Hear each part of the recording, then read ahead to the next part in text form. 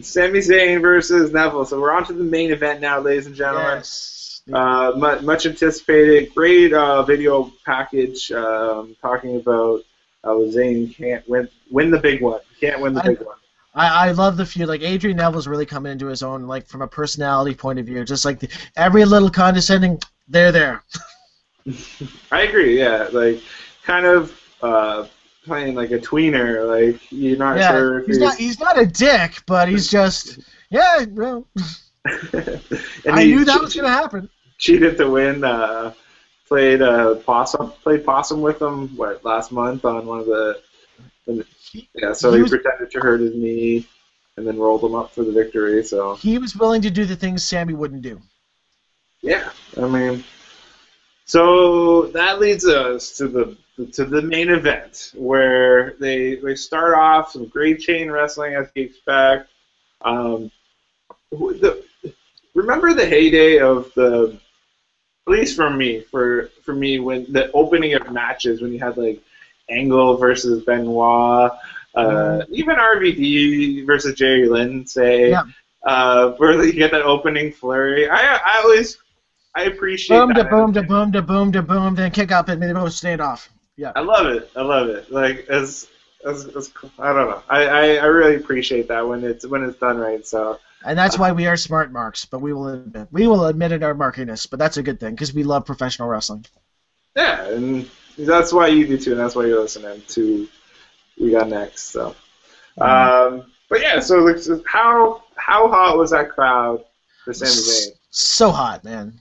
Like deafening Ole chants at all possible times. Like, would you say that he, like, to that crowd at least, he's more or as over as like even Daniel Bryan? Yeah, I'd say he's on that level because they've invested so much in Sami Zayn and they've been there with him every loss and they respect what an amazing worker that he is and what he does. It's like, can you think of anyone who's got a better crowd reaction, and except for Daniel Bryan, and say the last even 10 years? Let's put him up there. Let's talk about that. Let's talk about top 3, top 5 crowd reactions in the last 10 years, like a consistent crowd reaction like that. Like, okay, Punk. You got Daniel Bryan. Mm-hmm. Steen. No. In the crowd, depending what crowd. Are we talking strictly WWE or just in general? No, you can talk general terms. Steen. It's really hard to say because you got to put it up there though. Like I'd say it's up there for sure. It's up there, yeah. Yeah. Because I'm trying to think of it, like nobody's over in TNA because they sabotage them every single time, but. No, Anderson was really over in the asshole era, when the crowds would chant, "We are assholes." No, I'm just saying though, it's refreshing to see. It is, and that's all because what we've been talking about. NXT has paid attention to all the details to make a good wrestling show. They paid attention to the storytelling.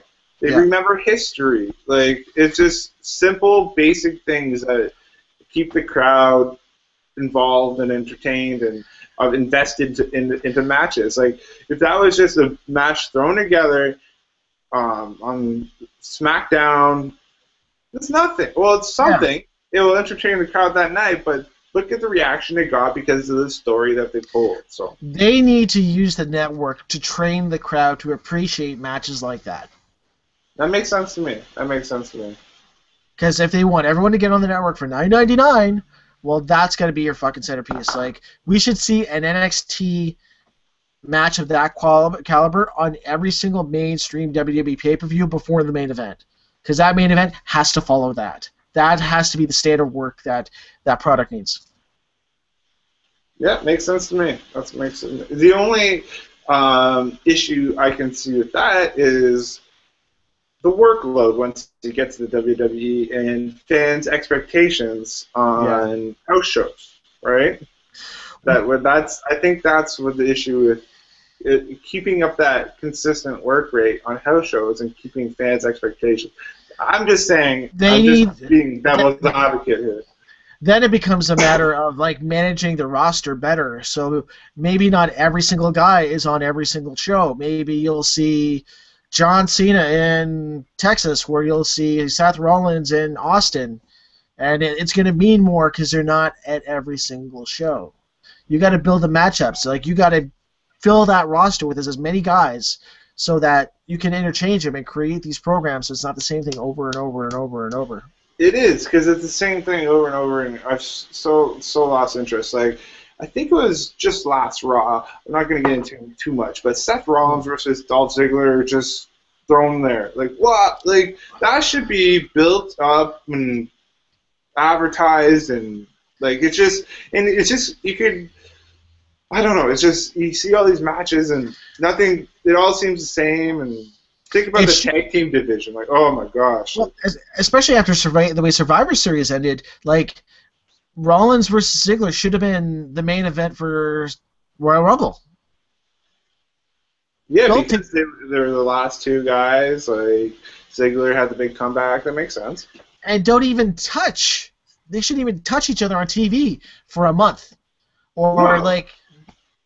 I don't know. And then just this nothing match. Just this nothing match. Yeah. For what? There's no reason. So Dolph can lose again. Yes. I don't even know. I don't remember what happened. So Sami Zayn wins the big one. Yeah, we're talking about that, aren't we? Yes. He had a clean win. Yes. He did his hell of a kick. He did that kick, and everyone came out and celebrated. Enzo Amore. Oh, fucking director needs to be shot because he missed the goddamn hug between Owens and fucking Zane. He missed the hug, yeah. Okay, well, I like that because you know what I like about this? The ending. Kevin Owens didn't do it right away. Like you would almost, I don't know. He was the first one to hug him, and you're like, oh, okay. You almost, I fell for it. I was like, oh, okay. I knew it was coming. Shut up. You didn't know it was I saw it. You fell for it too. Don't lie. I called it. That's what I wanted to happen, and it happened. Someone was watching our old show. Well, guess what? If anyone wants to, if anyone doesn't believe him and thinks he's lying right now, email the show. We still have the old email right now. We got to get it switched over, but it's the tinytightshow@gmail.com. Yep. Email and tell me if you think he's lying. I think he's lying. You know, we could probably keep the email because we'll be Tiny Tight Show Productions. There you go. All right. Well, let's do that. So they held him up and they paraded him around the ring a couple times. Sami Callihan sighting, by the way. I want to point that out. I saw that too. I noticed that too. Mm-hmm. And Enzo. I'm in love with Enzo. I like him. I hope they don't go the Santino route with Enzo. Oh, they will. He's the new Santino, but that drives me crazy. So, I love the Santino or the Enzo and Big Cass appearance in the pay-per-view. For some reason, Enzo's just carrying around a jug of milk. He's great. Those guys are great. Even Cassidy's good on the mic. Surprisingly good on the mic. So yeah. So let's hope they go the Michaels and Nash route instead of the Santino and Cali route. Yes. Last two in the ring as they're walking up the ramp, Kevin and Sami, and sure enough, Kevin Owens lays out Sami Zayn, and the internet marks rejoice, and power bombs him into the ring apron. Yeah, it was pretty decent. Pretty decent powerbomb right on the edge of the ring, so that was cool. And the best piece of the puzzle that a lot of people kind of overlooked in that, Regal coming out and just looking pissed. Oh, Regal played that up great. He was yelling to, looking pissed. Where you think like you try to blur the lines, right? Like I like when they still try to blur the lines. Remember when when the Tyson Austin thing, when they push and Vince was like, "You ruined it," kind of that kind of feel where that's what it blurs the lines a little bit. So obviously not to that extent. But. Overall, the entire show gets 5 2 sweets. Oh my gosh. Amazing show, amazing crowd. Let me just go off on one last little why I love NXT rant so much. The storytelling we've covered with Sami Zayn. No overexposure. We've already talked about that in length. Great character development. We talked about that with like uniqueness in the characters. Wolf Jacket. Who wouldn't love a Wolf Jacket?